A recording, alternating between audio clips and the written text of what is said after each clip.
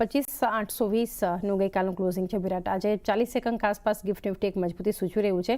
ફરી બેંક્સનું out performance તો Nifty બેંકમાં એક મજબૂતી કમ્પેર ટુ નિફ્ટી આપણને વધારે જોવા મળી. બ્રોડર માર્કેટ જુઓ, માર્કેટ બ્રેથની અગર વાત કરીએ તો એક પોઝિટિવ થતી હવે જોઈ રહ્યા છીએ. આજનું હેન્ડઓવર યુએસ માર્કેટનું પણ એક પોઝિટિવ છે, એફઆઈએસ પોઝિટિવ છે.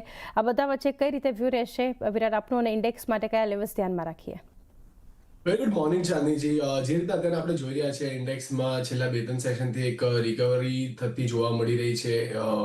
Bullish engulfing sort of formation form થઈ હતી, ત્યારબાદ આપણને છેલ્લા 2 સેશનથી કન્ટિન્યુઅસલી એક બાઇંગ પ્રેશર આવતું જોવા મળ્યું છે. સાથે સાથે છેલ્લા 2 દિવસથી આપણને એફઆઈઆઈના બી કેશ ફિગર્સ પોઝિટિવ થતા જોવા મળ્યા છે. તો ક્યાંક ને ક્યાંક અહીંયાથી હવે ધીરે ધીરે ઇન્ટરેસ્ટ વધતું હોય એવું દેખાઈ રહ્યું છે. નીચેની સાઈડ પર 25,700 25,650 ની આસપાસના લેવલ્સ છે, જે ઇમિડિયેટ સપોર્ટની જેમ સર્વ થતા જોવા મળી શકે છે. ઉપરની સાઈડ પર વાત કરીએ તો ક્યાંક ને ક્યાંક 26,000ના લેવલ્સ છે, જે સેન્ટિમેન્ટલ બેઝ પર પણ ઘણા ઇમ્પોર્ટન્ટ છે અને ડેરિવેટિવ ડેટા વાઇઝ પણ જોઈએ તો મેજર કોન્ટ્રાક્ટની પોઝિશન આપણને 26,000ના લેવલ્સ પાસે બનતી જોવા મળી રહી છે. તો એક ઇમિડિયેટ હર્ડલ આપણને અહીંયા બનતું જોવા મળી શકે છે.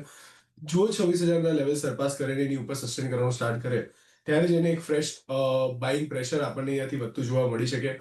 દિલ્હી ટાઈમ જ્યાં સુધી 26,000ના લેવલ સરપાસ નથી કરતું ત્યાં સુધી આ એક રેન્જની અંદર કારોબાર થઈ રહ્યો છે. બ્રોડર રેન્જ કન્સિડર કરી શકાય એવું છે, જ્યાં નીચેની સાઈડ પર 25,500ની આસપાસના લેવલ છે, જે સારા સપોર્ટની જેમ સર્વ થતા જોવા મળ્યા છે. ઉપરની સાઈડ પર 26,000ના લેવલ્સ છે, જે એક ઇમ્પોર્ટન્ટ હર્ડલની જેમ કામ કરી રહ્યા છે. તો અહીંયાથી 26,000નો લેવલ નિફ્ટી માટે ઘણો ઇમ્પોર્ટન્ટ રહેશે. જો એની ઉપર સસ્ટેન કરવાનું સ્ટાર્ટ કરે છે તો એક પોઝિટિવિટી આપણને અહીંયાથી કન્ટિન્યુ થતી જોવા મળે, જ્યાં 26,200 સુધીના લેવલ્સ પણ તમને બનતા દેખાઈ શકે છે. ઓન ધી અધર હેન્ડ, અગર જો 26,000ના લેવલ્સ પાસેથી ફરીથી રિજેક્શન આવે છે તો કદાચિત તમને સેલિંગ પ્રેશર વધતું જોવા મળે, જ્યાં 25,800 પહેલો લેવલ અને 25,800 ની નીચે 25,500 સુધીના લેવલ્સ પણ તમને નિફ્ટી 50માં બનતા જોવા મળી શકે છે. તો એક ઇમ્પોર્ટન્ટ લેવલ્સ અગર જો આપણે શોર્ટ ટર્મ મોમેન્ટમની વાત કરીએ તો 26,000 સુધીના લેવલ્સ તમે હાયર એન્ડ પર જોઈ શકો છો, જ્યાં નીચેની સાઈડ પર તમે 25,700ની આસપાસના લેવલ પાસે એક સપોર્ટ બનતો જોવા મળી શકે. સો બ્રોડર રેન્જ એક સાઇડવેઝ મોમેન્ટમ અને શોર્ટ ટર્મ મોમેન્ટમ અગર પ્લે કરવું હોય તો 26,000ના લેવલ્સ માટે તમે ધ્યાન રાખી શકો છો. એ 26,000ના લેવલ્સ માટે ધ્યાનમાં રાખી શકો છો. એક સ્ટ્રેટેજી ઓવરઓલ બનતી જોઈ રહ્યા છે નિફ્ટી પર. ઇન્વેસ્ટના હર્ષલ દસાની પણ હવે આપણી સાથે ચર્ચામાં જોડાઈ ગયા છે. હર્ષલ, ગુડ મોર્નિંગ, સ્વાગત છે આપનું. અને એક બજાર માટેનો વ્યૂ લઈએ. અત્યારે જે રીતે ગ્લોબલ સેટઅપના ફ્રન્ટ પર જોઈએ તો એ ડિસ્રપ્શન હવે ઓવરઓલ થોડું ચિંતા ઘટાડી રહ્યું છે. તો ટેક શેર્સ યુએસ માર્કેટમાં જોઈએ કે ભારતીય બજાર માટે જોઈએ તો એ એક પોઝિટિવ થતા થોડા દેખાડી રહ્યા છે. એની સાથે સાથે ઓવરઓલ જે હેન્ડઓવર છે આજ માટે તો, અને ઇનફેક્ટ જે રીતે વિરાટે પણ મેન્શન કર્યું, એફઆઈએસ જે હવે બધા સેગમેન્ટમાં પોઝિટિવ થયા છે એ પણ એક મહત્વનું રહેશે. આ બધા વચ્ચે સેક્ટર્સ પર ચર્ચા કરીએ, પહેલા ઓવરઓલ ભારતીય બજારને સમજીએ. અત્યારે કઈ રીતે આપ જોઈ રહ્યા છો હર્ષલ?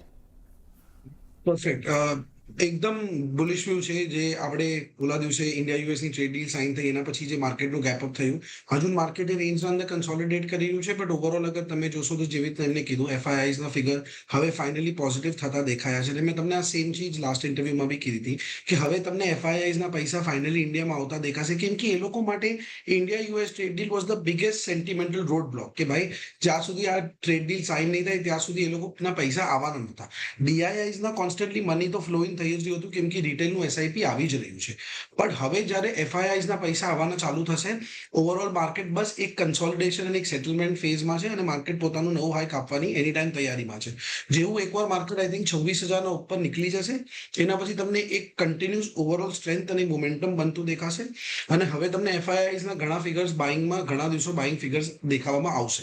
સો ઓવરઓલ વ્યૂ બુલિશ છે. અને તમે અગર જોશો તો ગ્લોબલ માર્કેટનું બી સેન્ટિમેન્ટ થોડું સેટલ થતું દેખાઈ રહ્યું છે. ઓવરઓલ ગ્લોબલ માર્કેટના અંદર બી બાઇંગ છે. તો ઓવરઓલ હવે ફાઇનલી ઇન્ડિયાની માર્કેટના અંદર, ઇમર્જિંગ માર્કેટ્સની અંદર પૈસા આવવા જોઈએ. સો ઓવરઓલ વ્યૂ બુલિશ છે. અને એકવાર 26,000 કપાઈ ગયું એના પછી માર્કેટ્સ શુડ ડુ રીલી વેલ. તો ઓવરઓલ એક વ્યૂ માર્કેટ માટે બનતો જોઈ રહ્યા છે. Stock specific